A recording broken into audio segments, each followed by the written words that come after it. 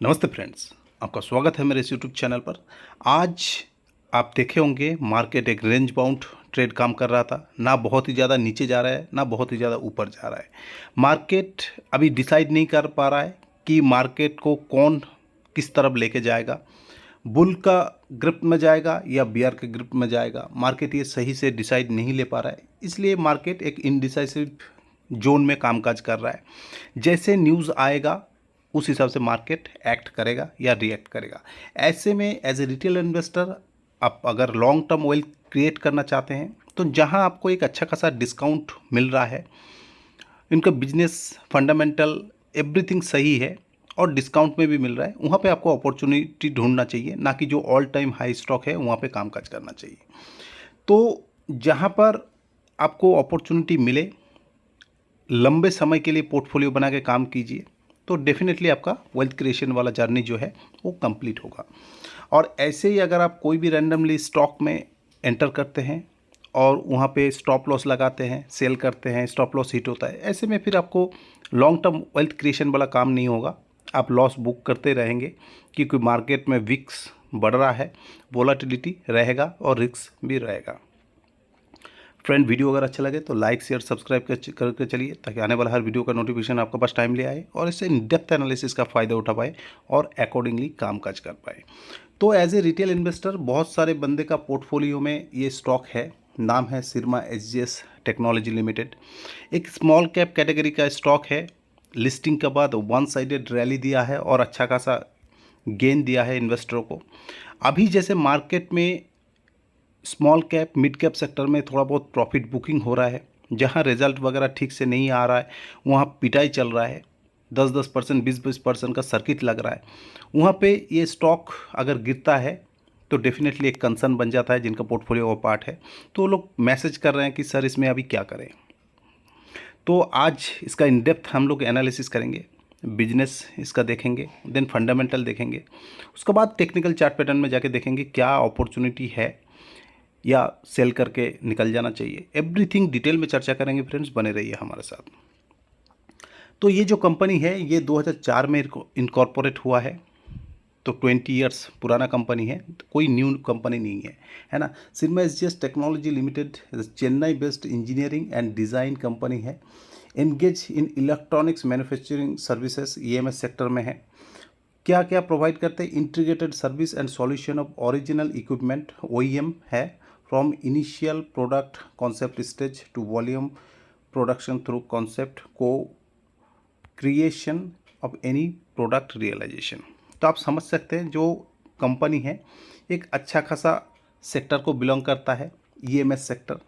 ये छोड़ के भी एक इंडिया बेस्ड कंपनी है, तो इसको मेक इन इंडिया का भी प्रिविलेज मिलेगा। और they are leaders of high and mix volume product management and are present most industrial verticals. तो इंडस्ट्रियल वर्टिकल वगैरह बनाते हैं। प्रोडक्ट पोर्टफोलियो में आप देखेंगे तो प्रिंटेड सर्किट है, board assembly, PCBA, then RFID, electronic and electromechanical parts, motherboard, memory products, DRAM modules and solid state and USB drives. ठीक है, ये सब बनाते हैं। मैन्युफैक्चरिंग फैसिलिटी अगर आप देखेंगे फ्रेंड्स, 12 मैन्युफैक्चरिंग फैसिलिटी इनका है। नॉर्थ इंडिया में हिमाचल प्रदेश में, हरियाणा में, यूपी में, और साउथ इंडिया में है तमिलनाडु में, कर्नाटका में, with A total area of 8 to 5 000 square feet area इनका है। 270 plus customer across 20 plus countries. ठीक है, तो एक अच्छा खासा बेस आप बोल सकते हैं। आर&डी फैसिलिटीज़ भी है, कैपेबिलिटीज़ है, यहाँ पे आर&डी करते हैं, आप देख सकते हैं। रेवेन्यू मिक्सअप अगर आप देखेंगे तो ऑटोमोटिव सेक्टर से 24% आ रहा है, कंज्यूमर से 37, हेल्थ केयर में 5%, इंडस्ट्रियल में 28.5, आईटी और रेलवे से 5.5। तो all are the going sector, है ना, हर जगह ग्रो आने वाला है। इंडिया से भी 70% है, मेक इन इंडिया प्रॉफिट है। ठीक है, USA 6%, Germany 14.5 and rest of the world 9.5। तो वेल डाइवर्सिफाइड है, आप बोल सकते हैं। इंडिया बाकी सेक्टरों में ग्रो करने ही वाला है, तो इंडिया में 70% अगर है तो ये कोई बिजनेस डूबने वाला है नहीं। क्लाइंटेल अगर आप देखेंगे टीवीएस मोटर है, ठीक है, देन रोबोट बॉश इंजीनियरिंग है, यूरेका फोर्ब्स है, बड़े बड़े कंपनी है, हिंदुस्तान यूनिलीवर भी है, तो ये है इनका। और company product are sold in 25+ countries including USA, Germany, Australia, UK. तो स्मॉल कैप कंपनी है आप बोल सकते हैं, लेकिन एक अच्छा डाइवर्सिफाइड पोर्टफोलियो बना रखा है बिजनेस सेक्टर वाइज और जियोग्राफी वाइज भी। कंपनी एक्विजिशन भी कर रहा है ताकि अपने आप को इन ऑर्गेनिक तरीके से ग्रो कर पाए। कंपटीशन डेफिनेटली है इस सेक्टर में, ठीक है, और कंपनी को इनको पता है, इसलिए जो टॉप 3 कंपनीज है उसमें ज़्यादा ये डाइवर्स करके रखा है। Moderate as a top 3 accounted 28.5% of the market. The major companies of ये सेक्टर में है जो है डिक्सन, एसएफओ, ये सब में, फॉक्सकॉन, ये सब में है। एमलगमेशन आप देख सकते हैं, company consider as a scheme of amalgamation which will be carried out 2 phases, ठीक है। एसजीएस इन्फो सिस्टम का मैन्युफैक्चरिंग प्राइवेट लिमिटेड का कर रहा है, और इमीडिएटली उसका बाद ये एसजीएस टेकेंस मैन्युफैक्चर प्राइवेट लिमिटेड में भी ये होने वाला है। स्ट्रॉन्ग ऑर्डर बुक है कंपनी के पास। ये होता है फ्यूचर देखना कंपनी का, है ना। कंपनी का ऑर्डर बुक स्ट्रॉन्ग है या नहीं है, तो ऑर्डर बुक स्ट्रॉन्ग है, ये एक अगेन पॉजिटिव बात है। कंपनी जैसे मैंने बताया आपको 2022 में एक बुल मार्केट चल रहा था, उस टाइम में आईपीओ आया था और एक अच्छा खासा वन साइडेड रैली दिया था। अगर आप इनका साइट में जाएंगे तो डेफिनेटली आपको अच्छा लगेगा। Future electronic system design and manufacturing, make in India का प्रॉफिट भी मिल रहा है। कंपनी इंजीनियरिंग टेक्नोलॉजी सर्विसेज देते हैं, पीसीबी असेंबली करते हैं, बॉक्स बिल्ड करते हैं, and line testing, development, customer RFID and customer magnetise facilities भी है, ठीक है। कहाँ कहाँ फैसिलिटीज़ है इनका मैं आपको बताया है ऑलरेडी, ठीक है। ये है इसका facilities. Your global electronics manufacturing partner, ठीक है, तो ये ग्लोबल में काम करते हैं। Design led manufacturing strength, rapid prototyping and speed to market, देख सकते हैं आप। Then flexibility, volume, high mix manufacturing, scalability and strong expansion plan भी है कंपनी के पास। कंपनी 270+ कस्टमर एक्विजिशन हो रखा है इनका, 20+ कंट्रीज़ में है। 1380+ ग्लोबल एंड इंडियन सप्लायर्स इनका साथ जुड़ा हुआ है। 11 world class manufacturing facilities across India में है और 3 R&D फैसिलिटीज़ भी है। तो एक अच्छा खासा प्रेजेंस आप बोल सकते हैं इसको डेफिनेटली आप मान सकते हैं कि अच्छा है। पैन इंडिया प्रेजेंस अभी धीरे धीरे और बढ़ाएगा। तो कहाँ कहाँ कैटर करते हैं आप देखिए, ऑटोमोटिव में है, कंज्यूमर में है, जो कि मैं ऑलरेडी आपको बताया, इनका साइट में भी आपको मिलेगा। आईटी, रेलवेज, हर जगह डेवलप्ड होगा तो ये कंपनी भी तरक्की करेगा। मार्केट कैप अगर आप देखेंगे फ्रेंड्स, ओनली 7,000 करोड़ का मार्केट कैप है। एक छोटा सा स्मॉल कैप आप बोल सकते हैं। करंट प्राइस 413, 705 का हाई मारा था और 323 का इसका लो है ना। स्टॉक का पी डेफिनेटली आपको ज़्यादा लग रहा है, 67.7, जबकि इंडस्ट्री का अगर पी आप देखेंगे तो इंडस्ट्री पी है 84। तो इंडस्ट्री पी से इन लाइन है आप बोल सकते हैं या कम है। डिविडेंड यील्ड मामूली सा है, फेस वैल्यू 10 का है, और profit after tax net profitable company है। सेल्स ग्रोथ अगर आप देखेंगे 3 साल में 52% है। आरओई कुछ खास आपको दिखेगा नहीं यहाँ पे, लेकिन सेल्स में बढ़ोतरी है, नेट प्रॉफिटेबल है, ऑपरेटिंग प्रॉफिट मार्जिन कम है, ईपीएस भी आपको कम दिखेगा, ठीक है। तो डेफिनेटली जैसे जैसे बिजनेस और अच्छा स्ट्रॉन्ग बनेगा। चार्ट पैटर्न अगर आप देखेंगे फ्रेंड्स, जैसे मैंने आपको बताया कि लिस्टिंग हुआ, लिस्टिंग के बाद एक अच्छा खासा रैली दिया और अभी कंसोलिडेट हो रहा है और गिर रहा है आप बोल सकते हैं। स्टॉक का पी आप देखेंगे मीडियन पी से नीचे कामकाज कर रहा है, तो इस हिसाब से ठीक है। पीआर कंपेरिजन फ्रेंड अगर आप देखेंगे तो ये जो कंपनी का पीआर कंपेरिजन आ रहा है, Honeywell Automation, then Cyient DLM, Centum electric, वेनेस, डेलमेक्स माइक्रो, तो ये सब जो कंपनी है ये एज सच सिरमत जैसे काम काज नहीं है, लेकिन इन कंपेरिजन आ रहा है। तो आप देख सकते हैं कि हनीवेल का 50,000 का तक मार्केट कैप है, जबकि इसका ओनली 7,000। तो इसका पास है बहुत पोटेंशियल अपने आप को ग्रो करने का। रिजल्ट अगर आप देखेंगे तो सेल्स में कोई दिक्कत नहीं है, ईयर ऑन ईयर बढ़ रहा है, इंक्रीजिंग वे में है। ऑपरेटिंग प्रॉफिट भी इंक्रीजिंग वे में। ऑपरेटिंग प्रॉफिट मार्जिन में डेंट लगा हुआ है, जिस वजह से कंपनी को एक अच्छा खासा पिटाई मिल रहा है। प्रॉफिट बिफोर टैक्स यहाँ पे भी ठीक ठाक आपको दिखेगा, एज सच गिरावट नहीं है। नेट प्रॉफिटेबल कंपनी है, हालांकि ईयर ऑन ईयर प्रॉफिट ज़्यादा नहीं बढ़ा है, ठीक है, ये एक कंसर्न है। पहले कितना ग्रोथ दिया था कंपनी, 57 से 123, अच्छा खासा ग्रोथ दिया था ईयर ऑन ईयर, लेकिन अभी रुक सा गया, थम सा गया आप बोल सकते हैं। इस वजह से इतना वैल्यूएशन इसको दिया नहीं जा रहा है, और ईपीएस में भी डेंट लगा हुआ है, ठीक है। डिविडेंड 25% दे रहा है कंपनी। अगर सेल्स अगर आप देखेंगे फ्रेंड, सेल्स में कोई गिरावट नहीं है, सेल्स बढ़िया है, लेकिन कंपाउंडेड जो प्रॉफिट ग्रोथ है इसमें गिरावट है। स्टॉक प्राइस सीएजीआर इतना गिरने के बाद भी 26% दे रहा है, जो कि एक पॉजिटिव बात है। रिटर्न ऑन इक्विटी में अभी डेंट लगा हुआ है, ये सही हो जाएगा तो कंपनी भी आपको ऑल टाइम हाई पे मिलेगा, ठीक है। कंपनी का अगर आप देखेंगे, रिजर्व कंपनी कंटिन्यू बढ़ाते जा रहा है, जो कि अगेन एक पॉजिटिव बात है, ठीक है। अदर जो है total liabilities, fixed asset company का बढ़ रहा है, देन टोटल एसेट्स भी कंपनी का बढ़ रहा है। तो एज सच कोई बहुत बड़ा कंसर्न जो है ये मेरे को दिख नहीं रहा है यहाँ पे। नेट कैश फ्लो पॉजिटिव है, जो अगेन कंपनी के लिए एक अच्छी बात है।